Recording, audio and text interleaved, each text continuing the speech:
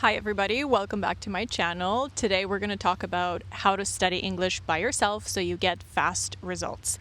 And if you see a bug flying around or you hear a dog barking or waves crashing, just know that I'm at the beach here in Vancouver, so let me show you my view. So this is my view right now while I'm filming. So if anybody's wondering why I moved to Vancouver, just so you know, this is downtown.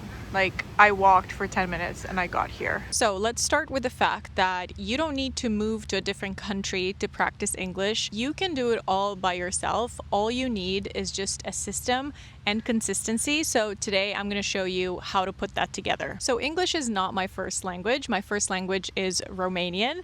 I started learning English in school and then I continued studying it at the university, and then I started teaching it, and then I worked a couple summers in the US, and then I moved to Canada in 2018. And these are the things that I learned from my experience and through my students' experience while learning English. So here's what I recommend if you want to learn English by yourself. I'm going to divide this in a couple pillars so it's easier for you to remember and to follow along. Pillar number 1, listening is your foundation. Before you can start speaking English, you have to get used to listening to English and hearing English so you understand the language without translating it in your head. And this is a mistake a lot of self-learners make. They jump straight into grammar books and they skip listening altogether. It's almost like they're scared of it. So here's what you need to do instead. Every day, for at least 20 minutes, listen to something in English. Podcasts, YouTube videos, TV shows, whatever. It does not matter as long as you are enjoying it. So it has to be something that interests you. And very important, there are two types of listening. So there is passive listening and active listening. Passive listening is the listening you do while you're doing other tasks like cooking or driving or cleaning your house.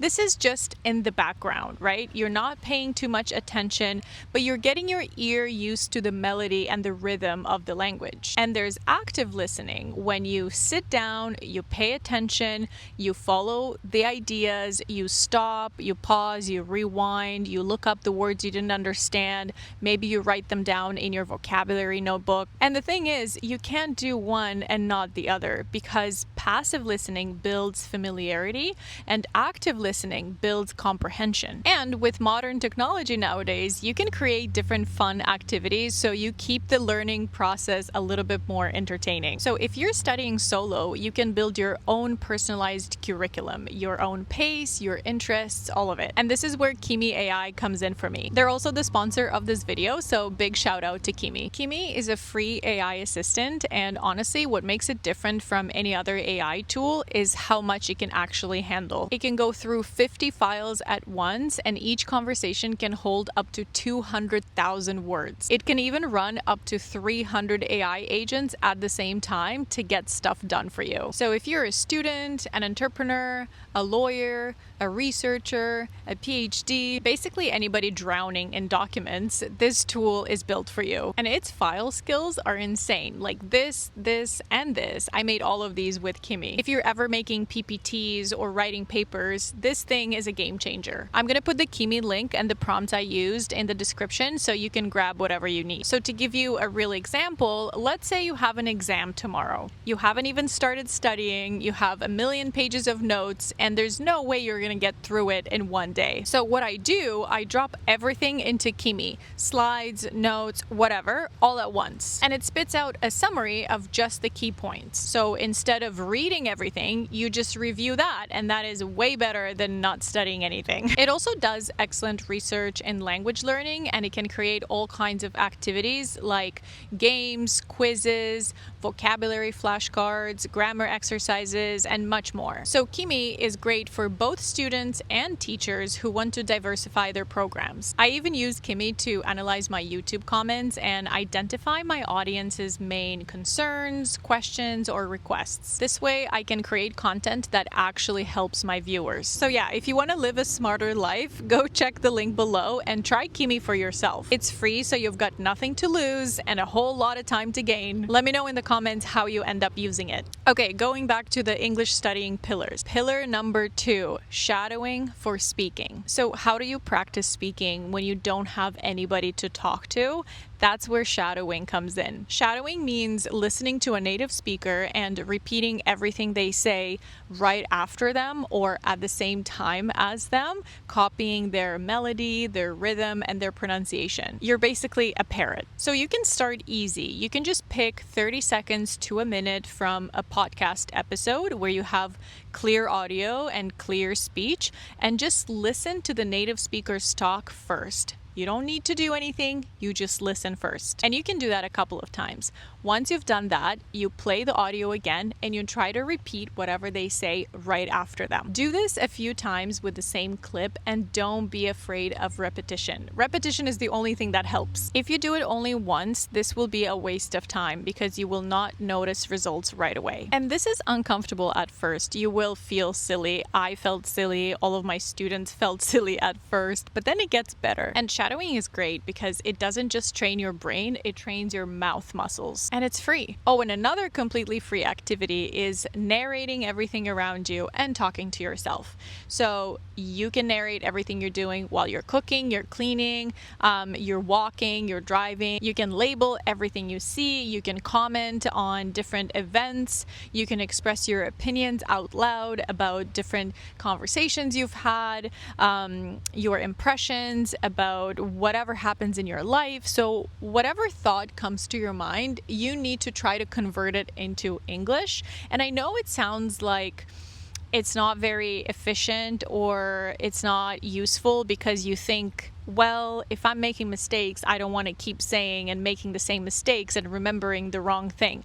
That's just not it. When you're talking to yourself, it's not about saying things perfectly. It's about grabbing the words that have been just sitting on the shelves in your brain that are not used, that are passive vocabulary. So through this activity, you actually put them into your active vocabulary. So whenever you need them next time, you can recall them faster. Pillar number 3, build vocabulary the right way. Do not memorize long vocabulary lists. I know that's what you want to do, but that doesn't work long term because you're learning them out of context. Instead, learn vocabulary in chunks. So not just the word decision, but the phrase make a decision. And not just the word interested, but the expression interested in learning. When you're watching or reading something and a new word comes up, write down the whole sentence, not just the individual word. And review these sentences a few times a week because your brain memorizes patterns and not just isolated words. And please don't try to learn 50 new words a day. That simply doesn't work. Aim to actually use 5 to 10 words a week because that's what makes vocabulary stick. Writing down 20 or even 10 words a day only gives you the illusion of learning. And best case scenario, you're just adding these words into your passive vocabulary, which basically means you're just going to be able to understand them when someone else uses them. But until you add them into your active vocabulary, you will never be able to use them whenever you need them. Pillar number 4, grammar without a teacher. You do not need to study grammar rules for hours. What you need to do is identify patterns. When you read or listen, pay attention to how sentences are built. And if something sounds off to you, that means that your brain is actually picking up patterns already, which is a very, very good sign. For example, if you say, I'm going to home, instead of going home, you can hear that going to home just sounds a little off. Like you've never heard that before, actually, because it's wrong. Or she don't like that sounds off because the correct form is she doesn't like that. So if you listen to any native speaker, they will never say she don't like that. Unless it's a rap song, but you should never learn English from rap songs. So once you notice these patterns, every time you make a mistake, your brain is going to be like, hold up, you said something wrong. We need to correct ourselves there. But for the technical side, pick one grammar point a week. Past tense, conditionals, whatever you're struggling with. Study it for 15 minutes and then look for it in all of the content that you're consuming. Have a very specific grammar target for that week. Let's say you're looking at at conditionals. Maybe conditional number 1. If you don't take the pie out of the oven in 10 minutes, it will burn. So you know that the structure is, if something happens, this other thing will happen as a consequence. So just look for those examples in real life. This connects the rule to real language instead of just memorizing a chart. Pillar number 5. Reading for fluency. Reading is so underrated. It builds vocabulary, grammar intuition, and sentence structure all at once. So make sure you read things slightly above your level. Not something too easy and not something too hard. If you understand 100%, that's too easy. If you understand less than 70%, that's too hard. News articles, short stories, or even social media captions work. And read a little every day instead of a lot once a week. Reading out loud is also very helpful, but you have to make sure you're following the melody and the tone of the idea or the thought in the sentence. And don't read like a robot. You have to add emotion into your reading. For example, "Is it really finished?" he murmured, stepping down from the platform. "Quite finished," said the painter, "and you have sat splendidly today. I am awfully obliged to you." How did that sound? Not very natural. Okay, let's do it better. "Is it really finished?" he murmured, stepping down from the platform. "Quite finished," said the painter, "and you have sat splendidly today.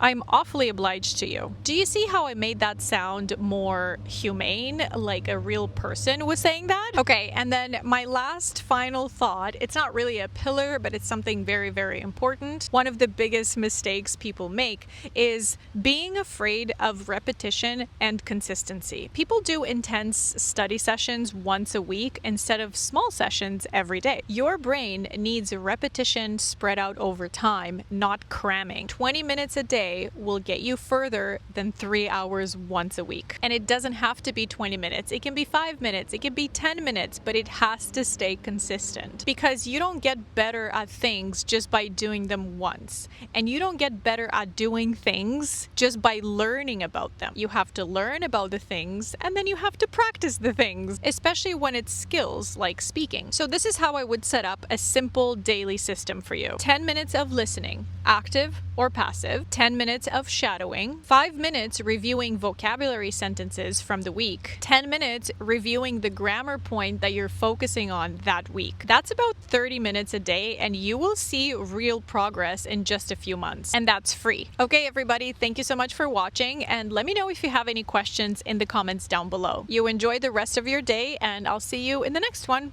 Bye!